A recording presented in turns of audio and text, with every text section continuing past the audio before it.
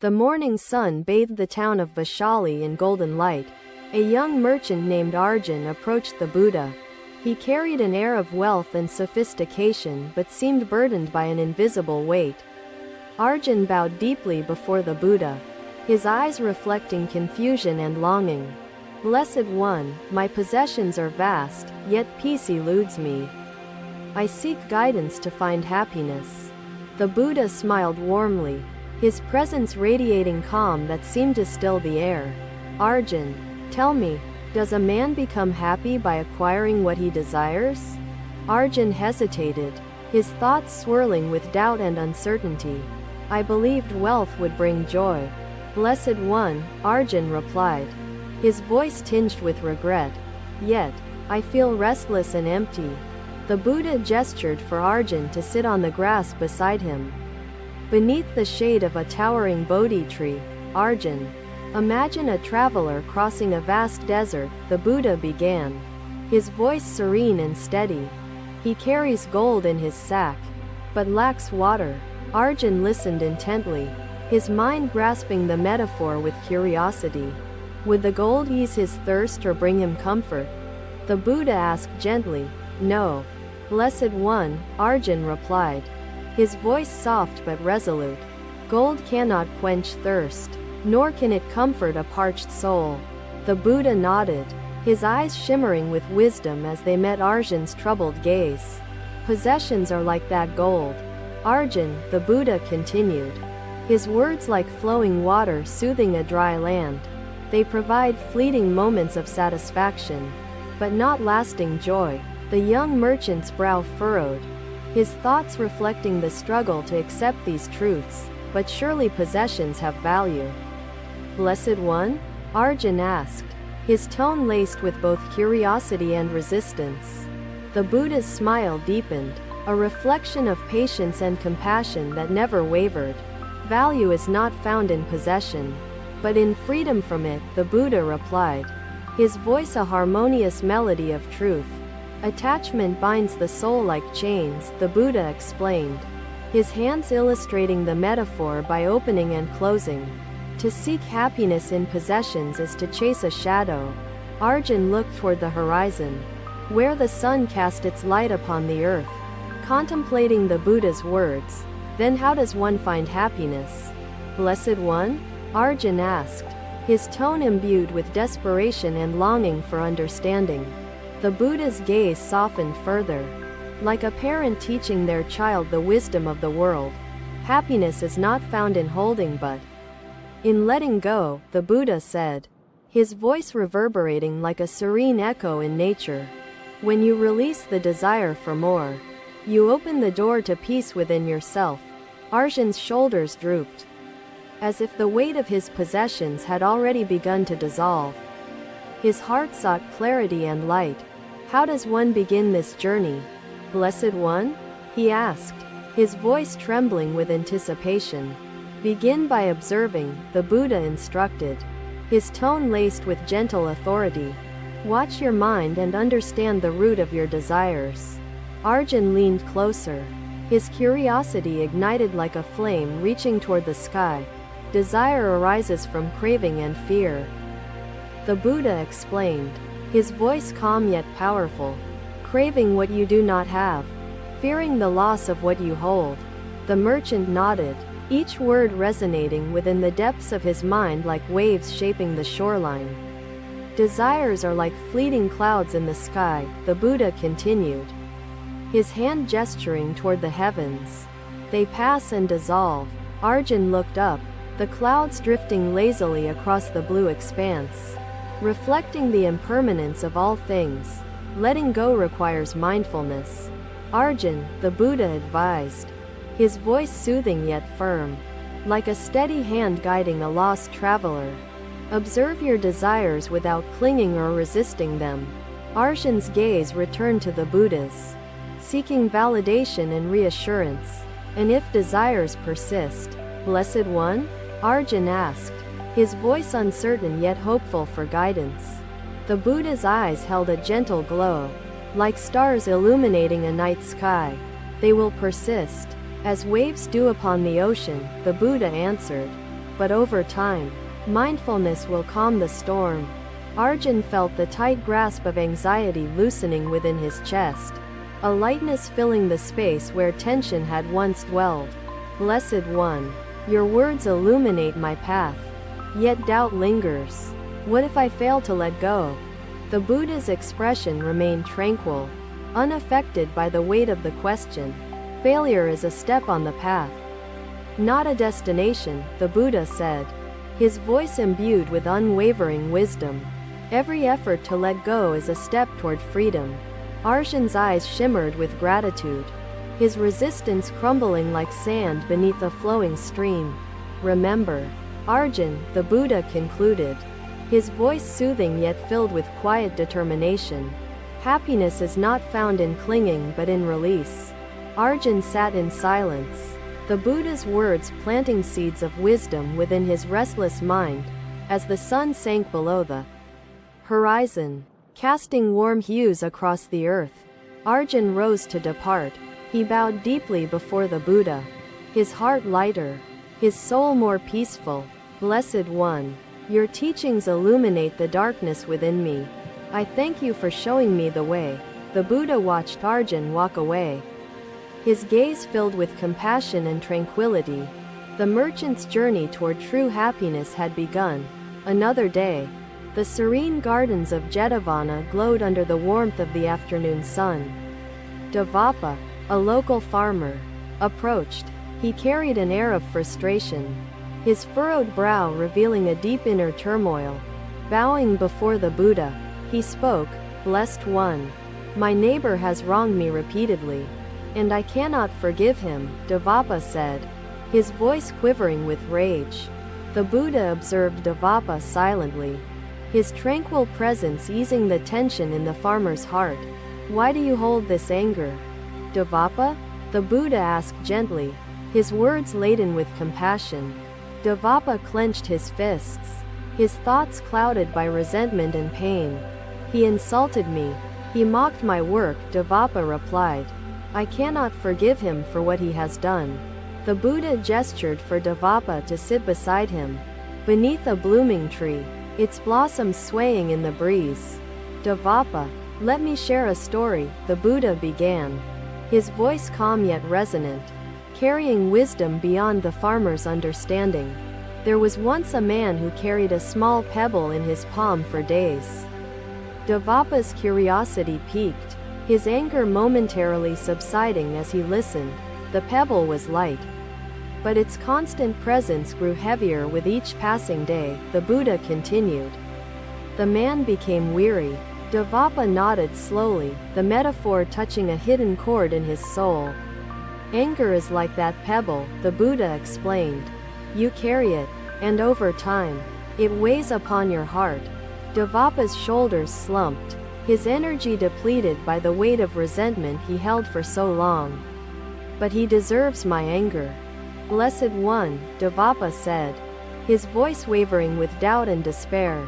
The Buddha smiled gently, his compassion shining brighter than the sun. Anger harms not the one it is directed toward, but the one who harbors it, the Buddha replied. Would you drink poison to punish another? Devapa shook his head, his eyes reflecting both shame and understanding. No, Blessed One, that would be foolish, he murmured. The Buddha's gaze softened, its depth like the vastness of an ocean holding infinite wisdom. To forgive is to release yourself from the chains of hatred, the Buddha said. It is an act of compassion for your own soul. Devapa lowered his head, tears forming in his weary eyes, the truth sinking deep within. But how? Blessed One? Devapa asked, his voice trembling, his heart yearning for clarity. How can I forgive when I still feel anger? The Buddha's tone remained serene, like a gentle stream flowing effortlessly through the rocks. Begin by acknowledging your anger, without judgment or resistance, the Buddha advised. Observe it as you would observe the wind rustling through leaves, the Buddha continued, his words painting vivid imagery in Devapa's mind. Anger is not you, it is merely a visitor. Devapa's heart stirred, his breath growing slower, his tension easing as he listened. And if anger refuses to leave? Blessed One? Devapa questioned, his tone laced with vulnerability and hope. The Buddha's voice held unwavering patience. A guide in the wilderness of emotions. It will linger if you feed it, the Buddha answered. But if you let it be, it will dissolve over time. Forgiveness is not an act of weakness. It is an act of strength and wisdom, the Buddha said. To forgive is to set your soul free. Devapa wiped the tears from his face, his heart filling with the light of understanding and hope. Blessed One, I wish to forgive, yet my mind doubts. What if my neighbor continues to harm me? Devapa asked. The Buddha's smile radiated warmth, his compassion unwavering in the face of doubt. Forgiveness does not mean allowing harm. It means freeing yourself from hatred, the Buddha explained. You can forgive and still protect your dignity and peace, the Buddha added, his tone reflecting both strength and kindness. Devapa nodded, his heart no longer consumed by anger but by the possibility of peace.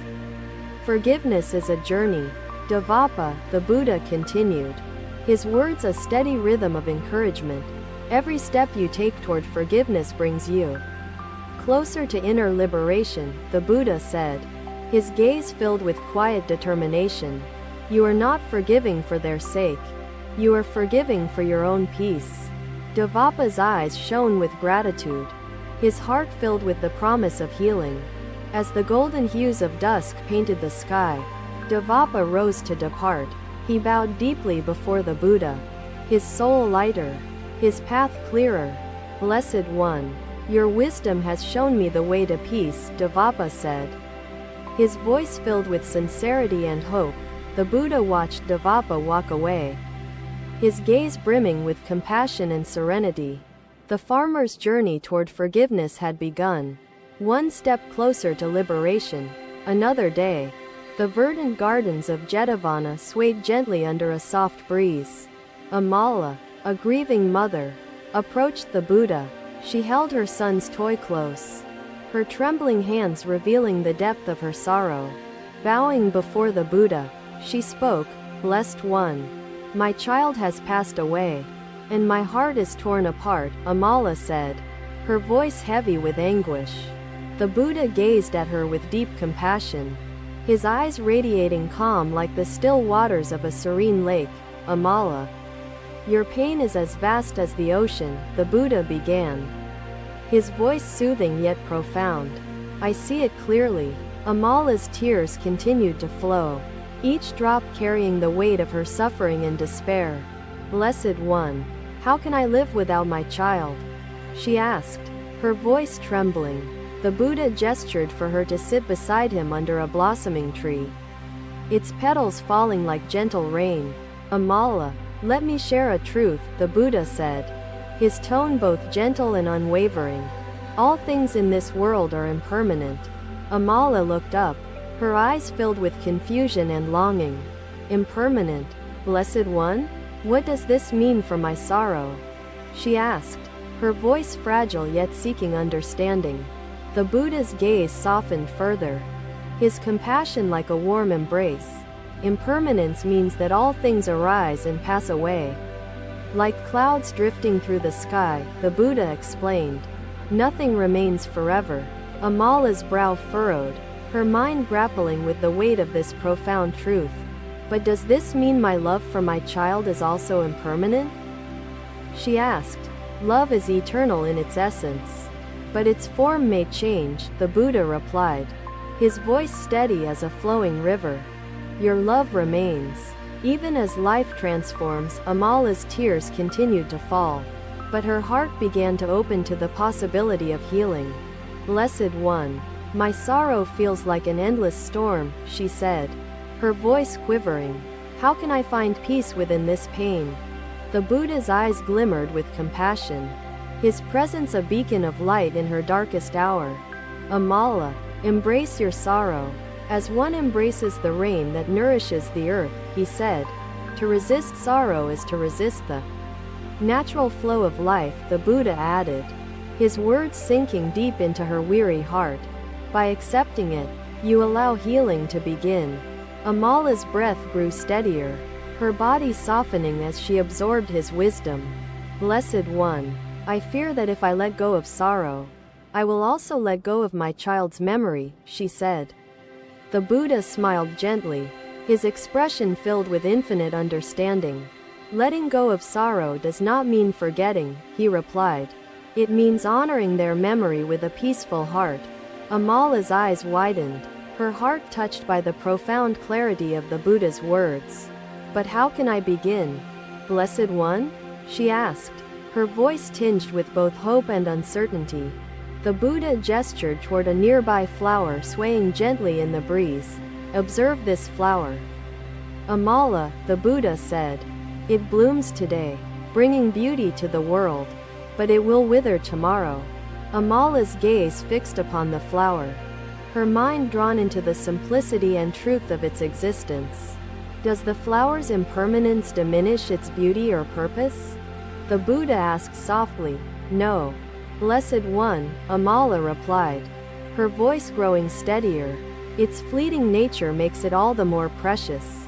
The Buddha nodded, his serene expression reflecting the harmony of the truth he shared. Likewise, the impermanence of life makes each moment with loved ones infinitely valuable, he said. Amala's tears slowed, her grief transforming into quiet contemplation. Blessed One, I wish to honor my child's memory with peace, but my heart remains heavy. What should I do? The Buddha's tone grew even gentler, as if cradling her soul in his words. Begin by practicing mindfulness. Amala, the Buddha advised. Be present with your pain, observing it without judgment or resistance. Amala nodded, her breath deepening as she considered the possibility of simply being with her grief. Pain is like a wave, the Buddha continued. It rises and falls, but it cannot last forever. By observing it, you create space within your heart for healing to grow, the Buddha said, his words like a balm soothing her wounds. But what if the pain overwhelms me again? Blessed One? Amala asked, her voice revealing lingering fear. Return to the present moment, the Buddha replied, his gaze filled with unwavering compassion. Anchor yourself in the breath, the heartbeat of life. Amala's hand moved instinctively to her chest, feeling the steady rhythm that connected her to the present. Each breath is a reminder of life's continuity, the Buddha said. Even in loss, life carries on. Amala's heart softened, her pain no longer an unbearable weight but a part of the tapestry of her existence. Blessed One, your words bring light into my darkness, she said, her voice imbued with gratitude and newfound strength. As the sun set behind the horizon, painting the sky in hues of gold and pink, Amala rose to depart. She bowed deeply before the Buddha, her heart lighter, her path illuminated by his wisdom. Blessed One, I will honor my child's memory with peace and presence, she said. The Buddha watched her leave, his gaze filled with compassion and tranquility. Her journey toward embracing impermanence had begun, one step closer to inner liberation. Thank you for watching. Buddha's teachings are always with you. Subscribe to our channel and we will see you in the next video.